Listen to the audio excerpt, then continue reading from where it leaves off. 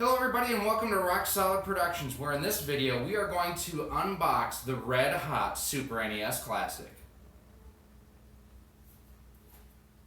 Hey everyone, Gary here with Rock Solid Productions, and if you saw our video up on the website at the wee hours of the morning at 9:29, you saw that we did indeed get our hands on the Super NES Classic at the midnight launch time.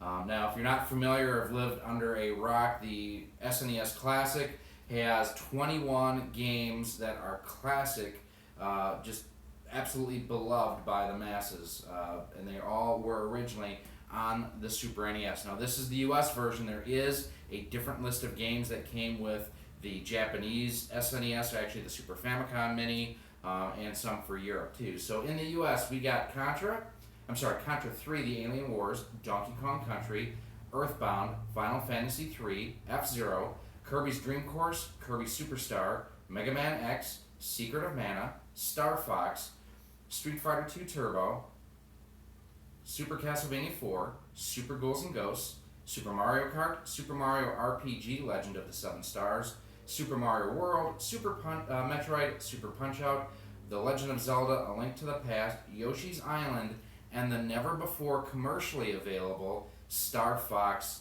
2. Retail for these at launch was $79.99, and let's see on the side of it, the Super NES console, it's a super retro blast from the past with the return of an all-time favorite Super Nintendo Entertainment System.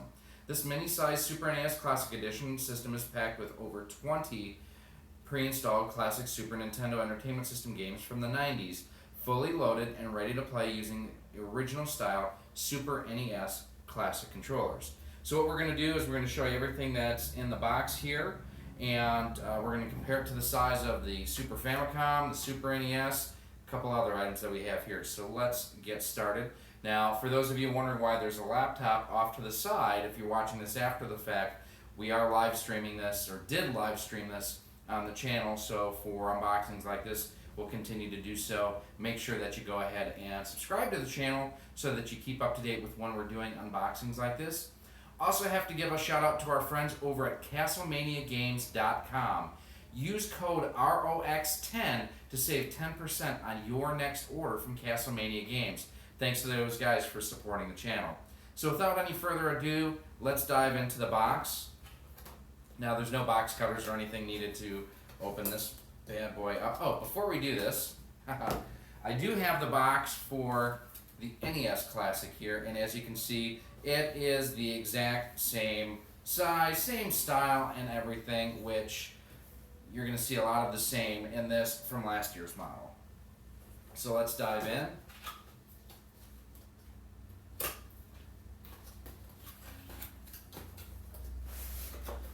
So pulling out the flaps, everything is very nice and neatly packaged here. You have your warranty and service card that's in this first poly bag. The Super Nintendo startup instructions basically tells you how to connect the controller, connect the USB for power, connect the HDMI, so on and so forth. This I'm not so concerned with. I want to know what's on the back, because in the NES Classic we got a poster, and it looks like we got one here too. Oh, that's badass. So now you're playing with power, super power. So I really love the fact that they're including the Nintendo Power type posters in here, just like back in the day with the Nintendo Power magazines. That's very cool. Put those back in here for the time being. Now, if you're looking for an SNES Classic, reports are initially stock is a lot better than what the NES Classic was. So inside the box here, we'll grab what looks like to be the console itself. We'll move that off to the side. And it is the console itself. There it is, the model CLV201. Uses 5 volts in. This device complies with Part 15 of FCC rules and regulations. Okay, who cares? So the power switch slides up and down. Not a whole lot of range of motion, so you don't have to do much with it. The reset button does slide up just like on the original. And just comparing them side by side, There's the classic versus the original. You can see that there is, yeah, there's a lot of difference in the size here. Now, in addition, I do have my NES Classics, so we can set them side by side, and you can see the SNES Classic is a lot long, well, not a lot longer, but it is longer, but it's not nearly as wide. It almost looks like the molds, yeah, they're almost identical that way, but not quite. On the back of the Super NES Classic Edition, you do have an HDMI port right here, and then your standard micro USB connection there. You know, the cartridge slot is there, doesn't do anything, it's just for aesthetics. And then this is what I was not concerned about, but curious about, was the flap for the controllers. It is not easy to pop that sucker open, I'll tell you that much. They should have put a little tab on one side to make it easier to get that off. Wow. And then down below here you have your Wii Remote style connector. It's the exact same connector that the NES Classic used here. So that being said, if you need them, your NES Classic style extensions will work with this. In addition, you can use, so here's the NES Classic controller. Plugs right in. You don't have all the buttons, you're missing 4 buttons if you do that, but this will work on there. But that also tells me that the odds are extremely high that the SNES Classic controllers will work on the NES Classic. So if you're looking for more of the dog bone style connector or controller, you can do that. So there's the console itself. Wow, that does not go. I'm not a fan of the flaps right now, I'll tell you that much. I would have, instead of a hard plastic, a rubber membrane may have been a little bit better on there. So there's the console itself. One improvement on this system over the NES Classic is it comes with not one, but 2 controllers. And if you've seen any of our unboxing and review videos on our retro 8-bit NES clone systems, we are big fans of having 2 controllers in the box, not just one. So here is the controller, very close in shape and size to the original. Buttons feel almost, it feels like a Super NES controller. Compared to, here's my Super Famicom controller, and back to back, they're identical. I mean, they use the exact same molds and everything, which they're already paid for, the tooling's already paid for, makes sense to do it. Now, one difference on the American version of the Super Nintendo controller and the Super Famicom controller. On the Super Famicom controller, it had the colored buttons, and they were all convex, where on the American controller, Y and X are concave, and A and B are convex, and they're just different shades of purple. I like the color scheme of this, but I prefer the buttons of this, so there's that. And then I do have, this is actually, I didn't realize until I was getting set up to do this, I don't actually have any Nintendo Super NES controllers. These are knockoffs, but the knockoff sucks, quite honestly. But you can see the size and shape and everything, it's identical here. One of the big issues on the NES Classic was the length of the controller cord, because it was terribly short. This isn't much better, but it is better. And then, like I say, you can plug it straight into, well, here's the NES Classic controller versus the SNES Classic. So you've got a little bit more length there, but not a whole ton. And then you can use the extension cables that are out there. I think I got this one from Best Buy or Amazon, one of the two. I'm sure if you go to CastlemaniaGames.com, use promo code ROX10, you can get these and save 10% too. So don't forget to check out Castlemania Games.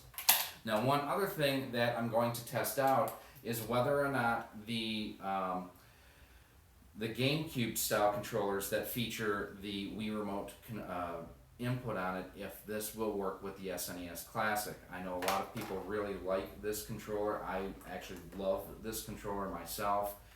It'll be interesting to see if this works with the SNES Classic. Stay tuned for our full review, and we are going to cover this. And if this does work, one feature that this does have that the standard Super NES controller does not have is it has a dedicated home button for you to get back out of the main menu.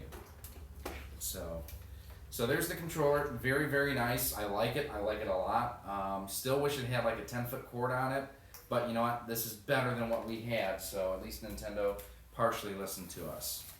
Let's see. Elsewhere in the box. What's in the box, man? Sorry, Sean had to do it. If you haven't done so yet, RGT85, make sure you guys subscribe to him too. Awesome, awesome guy. So the only other thing left in here is the second controller. It's the same as the first. So you have your wall wart from Nintendo. And I honestly don't remember. I don't think my NES Classic came with one. If it did, I honestly don't remember. Let's see. We have 5 volt, 1.5 amp output. So it actually does have a hefty little output on here. And then a decent HDMI cable. Let's see, this looks to be about a 6-footer.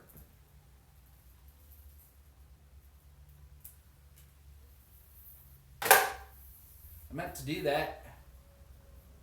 Maybe 5 feet, 4 or 5 feet on the HDMI cable.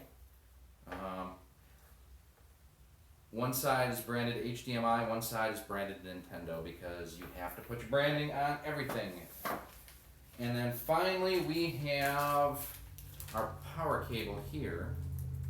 And yeah, I just wanted to verify too that it is a micro USB, not USB-C, because this actually looks a lot like the power cord just as far as the thickness of the insulation. Everything is on my Switch, which is really nice. Pretty stiff cable. Again, about 4.5, 5 feet, and micro USB on there.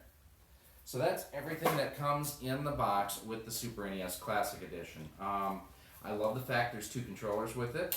Yes, it does cost $20. Yeah, it's $20 more than the NES Classic, where the NES Classic was $59.99. These are $79.99. I mean, looking at, granted, I still need to retro-bright this console, but looking side by side, minus the fact that I got my copy of Super Mario All-Stars Super Mario World. I mean, they did a really good job of duplicating the look and feel of the original Super NES, SNES 101 here in the CLV 201, the classic Super Nintendo Mini system, 16-bit fun. So a few things before we wrap up here. Reports are out already that the Hack G2 hack for the NES Classic Edition that will allow you to run more than 30 games on this works with this. I haven't tried it. I'm going to try it. In addition, like I mentioned at the top of this, there are a lot more of these out there than what the NES Classic was, and the NES Classic is coming back actually next spring, in spring of 2018. The store where I got this at is a regional chain in the upper Midwest called Meijer. It's actually the same store where I got my NES Classic. They had 3 NES Classics when I went there last year. I got the 3rd and final one. And this year they had 8 of the SNES Classics. I got got to the store about 9:30 at night. A little bit before then, there were 6 people in front of me. I was number 7. One person came up behind. There were a few people that came up afterwards that we had to kind of, hey, they're already gone, but let them know that, yeah, this isn't Better Supply. The local GameStop, that I don't know how many they had last time because honestly I didn't get mine through GameStop. They had 18, at least they had a note on their door this morning that they had 18 units available for walk-ins. So these are in better supply than what the NES Classic was already.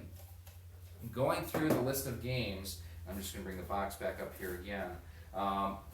There are some things that I wish that are on here, and there's some that I'm not a big fan. I'm not a huge RPG fan, so having Final Fantasy III on here, Earthbound, that doesn't mean anything to me. There's about 10 games that I'm looking forward to playing on here. I love, as you can see, in my Super NES that I have here, I love Super Mario World. It's my favorite Super Mario game ever made. I love Legend of Zelda: Link to the Past, same thing. That's my favorite Zelda game ever made.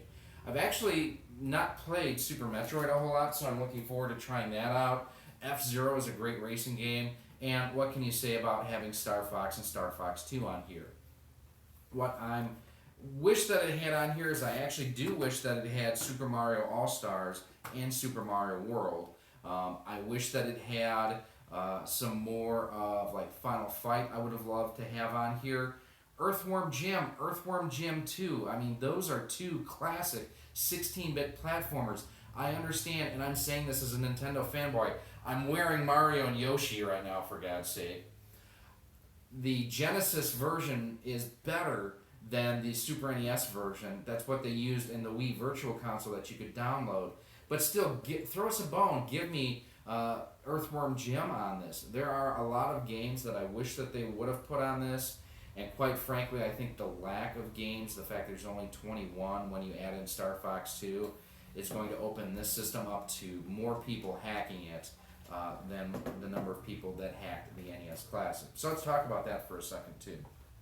Like I mentioned, Hatchi is the tool that's out there. I don't endorse it. They don't endorse the channel, anything along those lines. I've used it with my NES Classic and it works well.